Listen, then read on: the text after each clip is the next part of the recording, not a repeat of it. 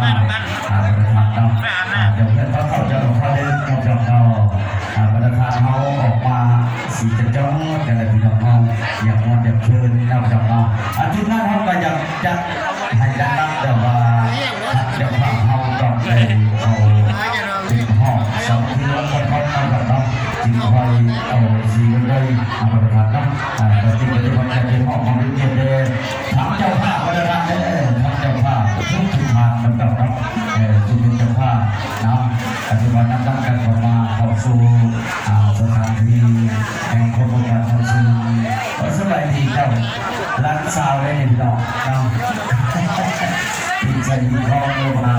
เป็นอาเป็นนอกเนาะพอจะเล่นกันลามเลยพี่น้องเนาะคิดเอาเพื่อนน่ะพี่น้องบัตรทุกสูงยกตัวเนาะอาเซนครับเจ้าภาพขอตัวพิเศษเลยอยู่สมเด็จเจไดอเมริกีน้ำหนักประธานเพื่อเป็นการเปิดบัตรเชิญอยู่ในห้องระบบวันนี้กันถือว่าเป็นระบบห้องประตูเริ่มเป็นบัตรจะเป็นเกียรติแด่ทั้งเจ้าภาพพี่น้องเนาะเจ้าภาพเจ้าการเจ้าภาพพี่น้องเนาะท่านเจ้าภาพออกมาไว้ดีการแสดงว่าเจ้าภาพดีใจใหญ่น้ำหนักเนาะน้ำพาคนบอกว่ามันซื้อมาสู่พี่สู่น้องน้ำหนักเนาะท่านเจ้าภาพออกมาสร้างเนาะแต่ทุกวันเจ้าภาพใจพ่อใหญ่พ่อแต่พี่น้องเนาะพี่น้องเขาก็อยากมึงอยากชมโอ้เจ้าภาพเนาะบางเทื่อเบียร์ในโจนี่ตังในเจ้าภาพเพิ่นบอกว่ามวลนี่กะ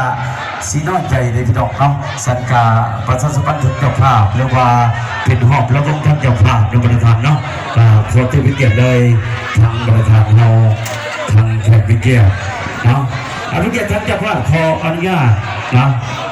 ก็คืออยู่ในครอบครัวเรียกว่าสิบเอ็ดที่ป้านาอ่าวในบริษัทเนาะขอที่พิเศษเลยอยู่สมเด็จเจไดทางบริษัทเราเนาะขอสั้นๆท่านเจ้าภาพท่านเจ้าภาพบอกมาที่ประเด็นที่น้องละวงน้ำดำดองก็บอกเจ้าภาพก็สั่งท่านเจ้าภาพสั่งนี่ก็โอเค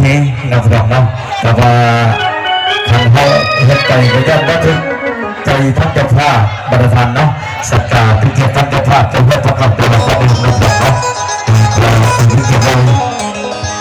จะเพื่อประกอบตัวละครน้ำดำเนาะ